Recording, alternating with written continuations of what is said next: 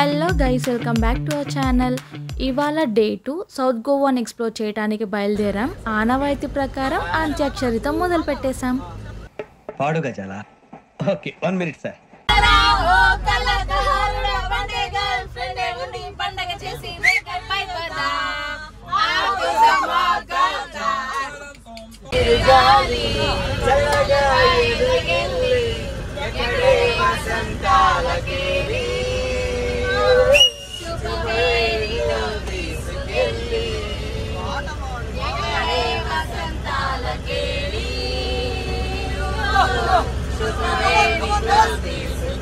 ఇలా ఎక్స్ప్లోరేషన్కి బయలుదేరే ముందు రిసార్ట్ వాళ్ళు ప్రొవైడ్ చేసిన బ్రేక్ఫాస్ట్ బఫే తినేసామన్నమాట.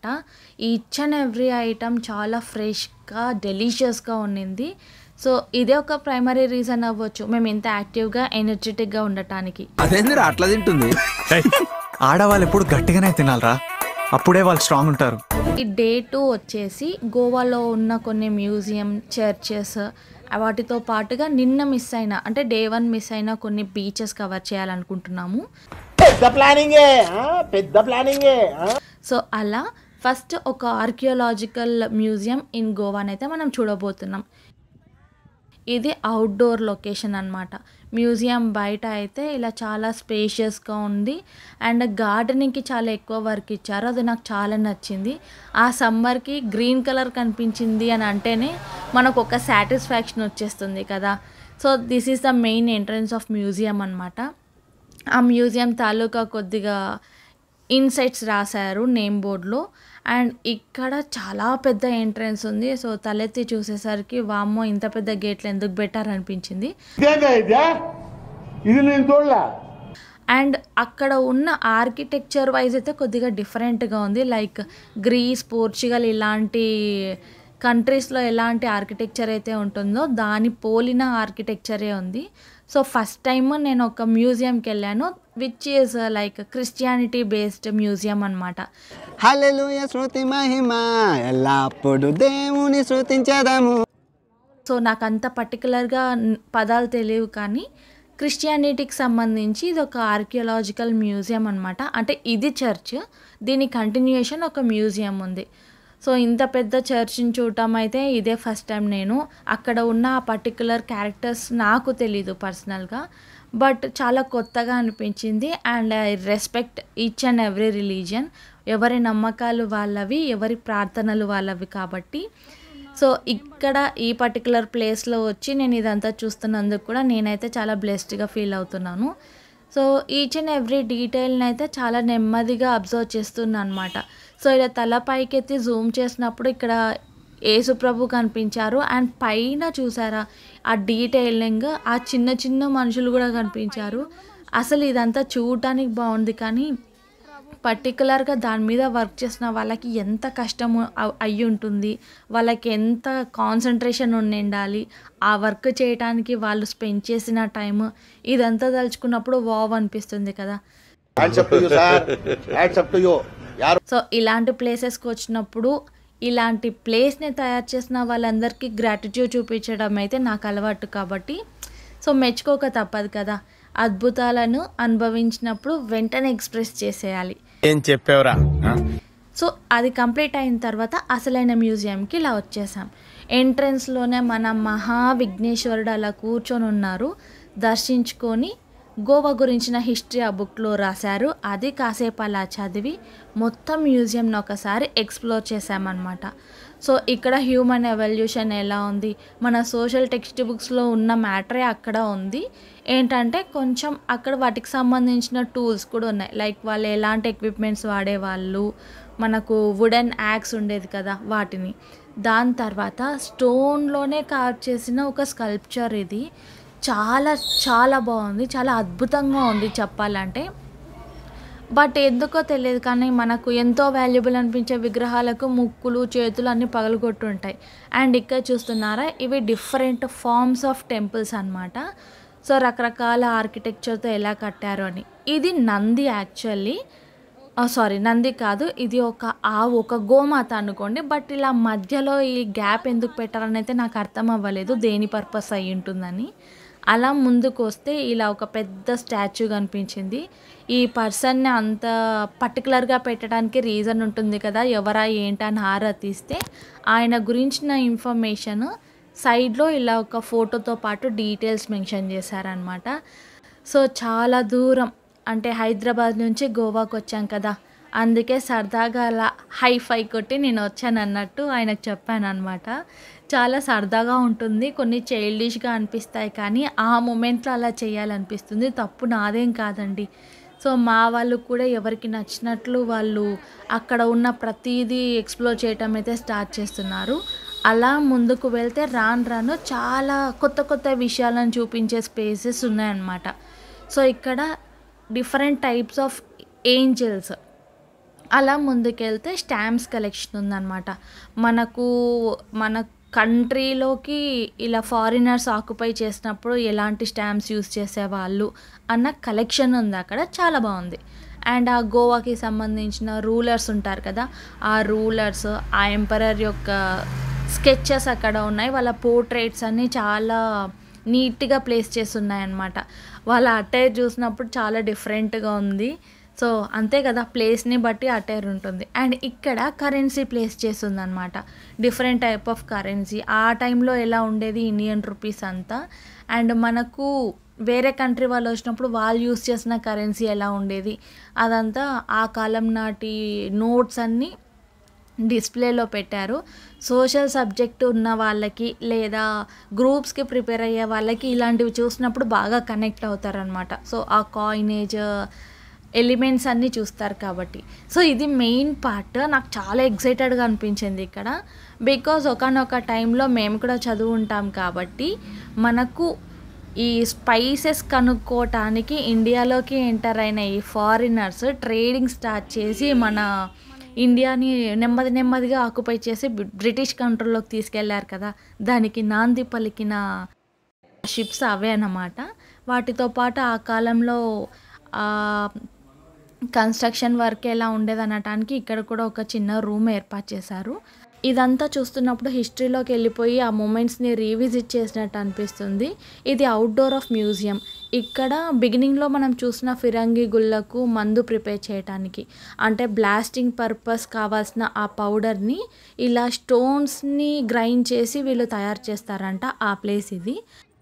ఇప్పుడు మనం చూసిన ఆ మ్యూజియంకి ఆపోజిట్ రోడ్లోనే ఈ చర్చ్ ఉంది. ఇక్కడ పర్టికులర్గా ఖచ్చితంగా పిక్ దిగండి. ఆ పోర్ట్రేట్ చాలా చాలా ఎక్సలెంట్‌గా వస్తుంది.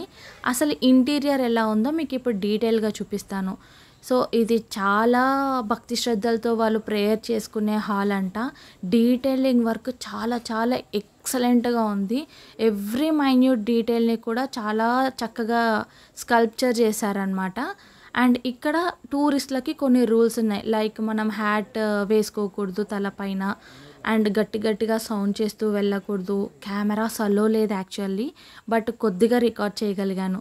మీరు గనక హ్యాట్స్ పెట్టుకొని చర్చ్ లోపలికి వెళ్ళారంటే వాళ్ళు గట్టిగా క్లాస్ పీకుతారు కాబట్టి కాస్త ఇది గుర్తుపెట్టుకొని ఆ చర్చ్ లోపలికి వెళ్ళేటప్పుడైతే ఆ హ్యాట్ తీసేయండి. అండ్ చర్చ్ ప్రెమిసెస్ ఇలా ఉన్నాయి.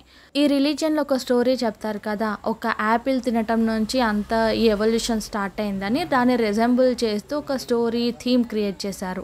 బయట లోకల్ ఫ్రూట్స్ అండ్ స్నాక్స్ ఉంటాయి, మీరు కావాలంటే టేస్ట్ చేయొచ్చు. తినాలనుకుంటే మాత్రం ఫ్రెష్గా కట్ చేయించుకున్నవి మాత్రమే తినండి. బికాజ్ అక్కడ చాలా హౌస్ ఫ్లైస్ దానిపైన వాలి ఉండేదైతే మేము చూసాం. టేస్ట్ విషయానికి వస్తే చాలా బాగున్నాయి. ఈ గోవా మొత్తంలో నేను చూసిన ఏకైక హిందూ టెంపుల్ అయితే ఇదే, మహాశివుని టెంపుల్ అన్నమాట. సో, వెళ్ళాలని దర్శించుకోవాలని చాలా ఎక్కువగా అనిపించి వెళ్ళటం అయితే స్టార్ట్ చేసాం. ఇక్కడ ఉన్న నందులని డిస్టర్బ్ చేయకుండా. ప్లేస్ లేదు, క్రియేట్ చేసుకొని వెళ్ళాల్సి వచ్చిందనమాట. మిట్ట మధ్యాహ్నం అవ్వటం వల్ల చాలా సఫోకేషన్ పెరిగిపోయింది. టెంపరేచర్ కూడా చాలా ఎక్కువ ఉండింది.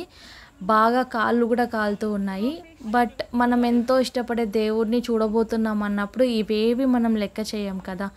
ఈ టెంపుల్ యొక్క ఎక్స్టీరియర్ వ్యూ ఇలా ఉందన్నమాట. దీనికి పక్కనే అటాచ్డ్గా ఒక పెద్ద కోనేరు ఉంది. ఇది కొన్ని స్పెషల్ అకేషన్స్కి మాత్రమే ఓపెన్ చేసి పర్సన్స్ని అలో చేస్తారంట. సో ఇంత బ్యూటిఫుల్ ఆర్కిటెక్చర్ చూసినప్పుడు నాకైతే మన సైడ్ ఉన్న గోపురాలకి ఇక్కడున్న వాటికి చాలా డిఫరెన్స్ కనిపించింది. నాకు లీనింగ్ పిజ్జా టవర్ గుర్తొచ్చింది గోపురం చూడంగానే. కెమెరాస్ అలౌడ్ కాదు కాబట్టి చిన్న క్లిప్తోనే సరిపెట్టేశాను. ఇలా బయటికి వచ్చిన తర్వాత మాకైతే కొన్ని క్రూజ్ షిప్స్ కనిపించాయి. చాలా ఎక్సైట్ అయ్యి అరిచాము అందరము. బట్ డూ యూ నో, ఆ రోజు నైటే అదే క్రూజ్ షిప్లో మేము డిన్నర్ పార్టీ చేసుకున్నాం. ఆ క్లిప్ కూడా ముందు రాబోతుంది, స్టే ట్యూన్. ఇలా ముందు రోజు మిస్ అయిన కొన్ని బీచెస్ని కవర్ చేసుకున్నాం అనమాట. సో దగ్గరలో ఉన్న ఒక బీచ్కి అయితే వెళ్ళిపోయాము. ఆల్రెడీ మిట్ట మధ్యాహ్నం కాబట్టి క్రౌడ్ చాలా తక్కువ ఉంటుంది. పర్సనల్ ఎంజాయ్మెంట్కి ఎక్కువ స్కోప్ ఉంటుందని అయితే మేము ఈ బీచ్కి వెళ్ళాము. ఎంట్రన్స్లో ఇలా ఒక ఫిష్ కనిపించేసరికి పిల్లల నుంచి పెద్దవాళ్ళ వరకు అందరూ దాని నుంచే మా ఎంట్రన్స్ని బిగించేసామన్నమాట. చాలా సరదాగా ఉంటుంది పిల్లలతో ఇలాంటి ప్లేసెస్కి వచ్చినప్పుడు. వాటర్ అన్నా లేదా ప్లే ఏరియా చూసినా పిల్లలకి బూస్ట్ ఇవ్వకుండానే ఎనర్జీ వచ్చేస్తుందంటే నమ్మండి. అంతే ఎనర్జీ క్యారీ చేస్తూ వాళ్ళు అప్సెట్ అవ్వకుండా, మనల్ని అప్సెట్ చేయకుండా ఒక రోజునంతా హ్యాపీ మూడ్లోకి తీసుకెళ్ళిపోతారు. సో ఈ బీచ్ యొక్క 360 డిగ్రీ వ్యూ చూపిస్తున్నాను మీకు. చాలా ప్లెజెంట్గా ఉన్నింది.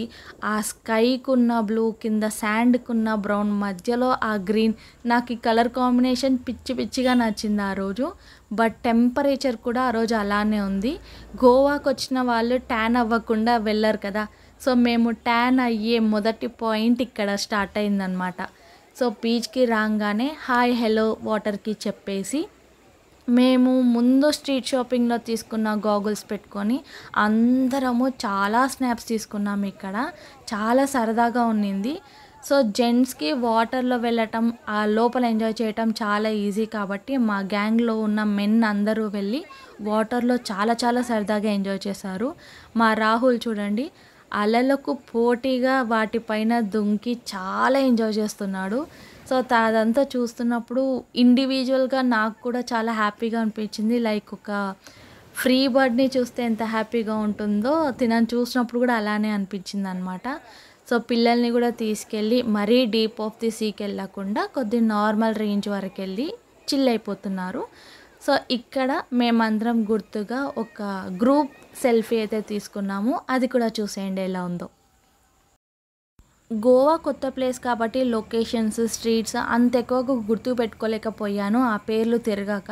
సో బీచ్కి ముందు ఉన్న రోడ్ వ్యూ ఇలా ఉన్నిందనమాట. సో ఇక్కడ నుంచి రిసార్ట్కి వెళ్ళిపోయి ఫ్రెష్ అప్ అయ్యి నైట్ ప్రిన్సెసా క్రూజ్ డిన్నర్ పార్టీకి రెడీ అయిపోయాం. సో ఇక్కడ ప్రిన్సెసా అన్నది ఒక క్రూజ్ పేరు అనమాట. అలా చాలా డిఫరెంట్ క్రూజ్ షిప్స్ ఉంటాయి. ఎవరి ప్యాకేజ్లో ఏ షిప్ అలాట్ అయ్యింది అన్న దాన్ని బట్టి వాటిపైన ఉంటుంది. సో మార్నింగ్ చూపించిన ఈ క్రూజ్ పేరు బిగ్ డాడీ అనమాట.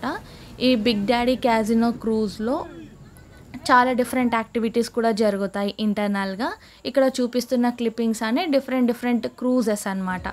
సో మేమైతే నైట్ ఈ ప్రిన్సెసా క్రూజ్ షిప్లోకి వెళ్ళిపోయి మాకు అలాట్ చేసిన సీట్స్లో కూర్చొని వెల్కమ్ డ్రింక్స్ని, వెల్కమ్ స్నాక్స్ని ఎంజాయ్ చేస్తూ పార్టీని అయితే బిగించేసాము.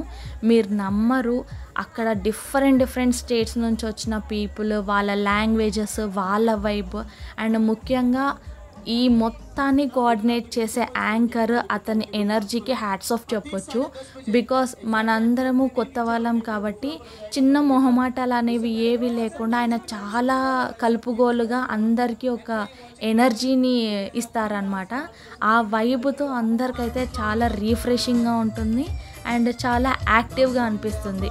సో ఇలా వాళ్ళ ట్రెడిషనల్ డ్యాన్స్ని పర్ఫామ్ చేస్తూ ప్రిన్సెసాలో ఈ డిన్నర్ పార్టీని అయితే స్టార్ట్ చేస్తారు.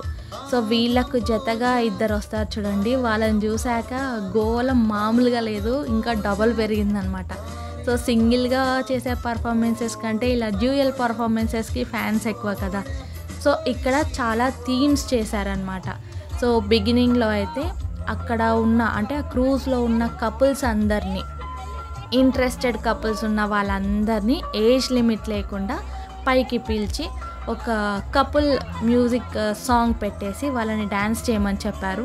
అది చిన్నగా ఒక కాంపిటీషన్గా కన్వర్ట్ చేశారనమాట. ఎవరికైతే వాళ్ళ వైఫ్ ఎక్కువ ఇష్టం ఉంటుందో వాళ్ళు ఎక్కువసేపు ఎవరిని క్యారీ చేస్తారో ఆ కపుల్ విన్నర్ అన్నట్టు.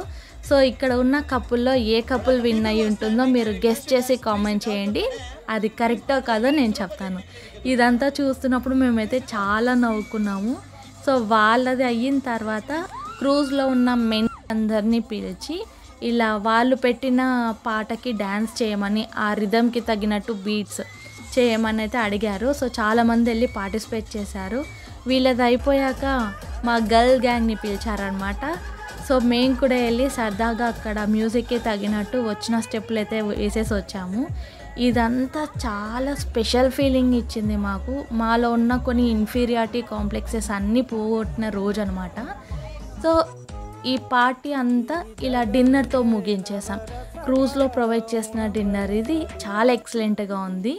So this is for day 2. Day 3 కోసం స్టే ట్యూన్. బాయ్.